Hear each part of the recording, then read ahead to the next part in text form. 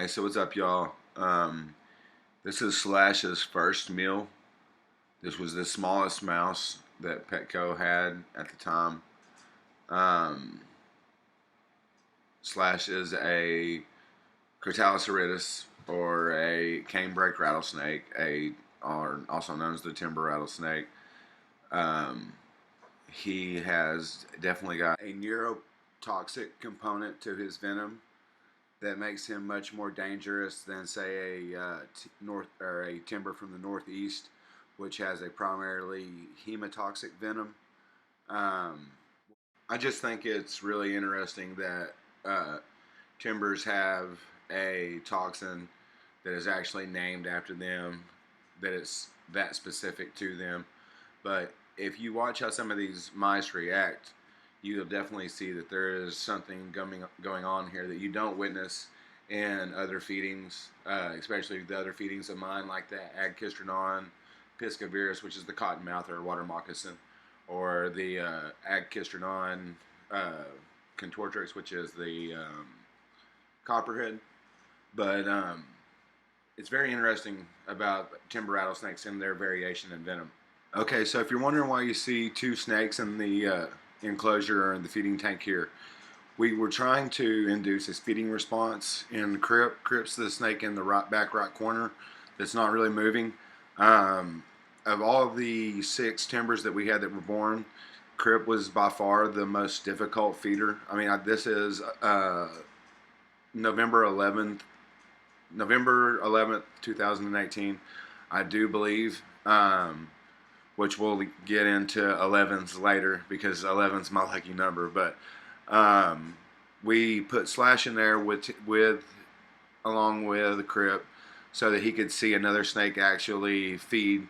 And we've used this technique before, and it's caused the non-aggressive snake to actually get into a feeding response. And if he goes towards the food, then we pull out the more aggressive feeder. And it actually gives us the ability to kind of teach these snakes to eat without trying to do a force feeding or anything that's really stressful. And let the troublesome snake just take on the role as feeding as if he had struck the prey himself. And that has worked for us several times. It's something that we've used in the past. So it's something that we'll use way before we try force feeding anything or doing anything along those lines that seems to be stressful for the snake. So we went ahead and let Slash kill this mouse, but Crip still wouldn't eat it. Crip is something we learned about Crip later, was that he's completely a nocturnal feeder. So I left a mouse in there overnight with him one night and happened to wake up in the middle of the night and did finally witness him kill and consume his prey. But right now what you're seeing is Slash just had struck a smaller mouse that I was able to acquire from a local mouse breeder. Then I lost their phone number, so I wasn't able to get these on the long term. But if you just notice how quickly he took this thing down, like it's unbelievable the speed of this venom. He has definitely got a neurotoxic element to his venom if he's not a primarily neurotoxic snake. And somebody had asked about seeing an actual consumption or what it looks like after they bite and when they're consuming the prey. So here's a time lapse of the Slash actually consuming his prey.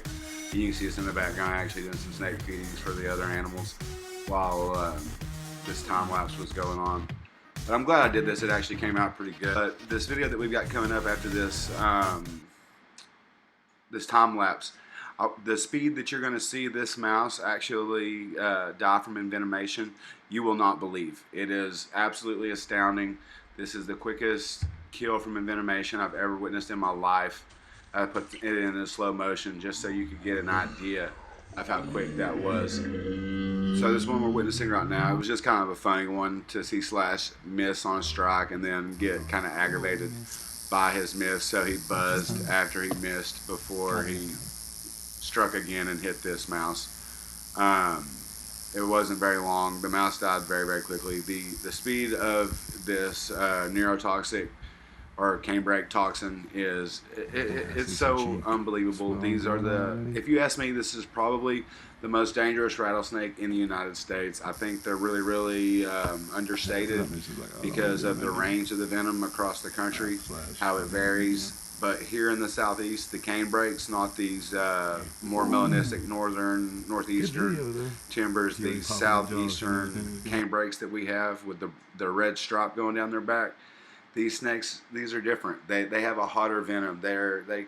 One of my best friends is a herpetologist with over 60 years, some odd of field experience. And he has Mojave rattlesnakes, which is supposed to be the most potent rattlesnake in the United States. And he's never witnessed a mouse die as quickly as that strike you just witnessed a second ago.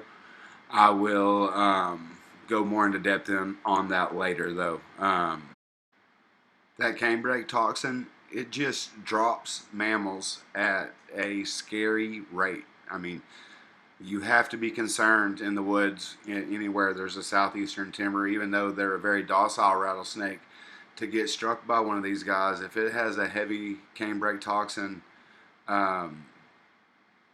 buildup or neurotoxin, which is what the canebrake toxin is, you really just don't have much time to get to help. That's why I really believe these guys are so understated.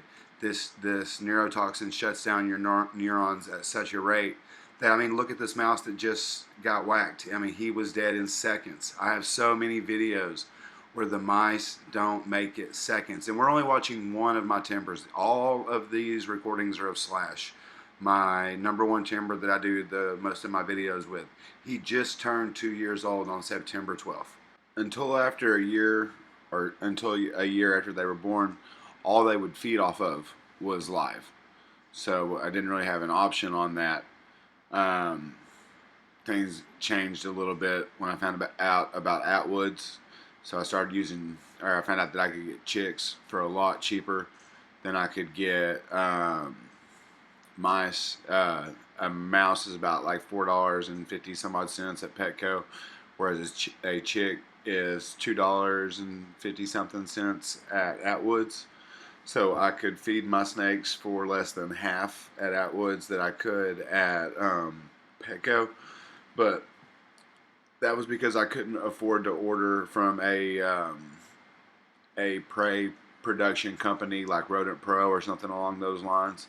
I had to just buy my prey when I could twice a month. It was much more expensive, but it was the only option that I had because I didn't have enough money tucked away to be able to buy a large number of prey at one time. So I had to make do best as I could.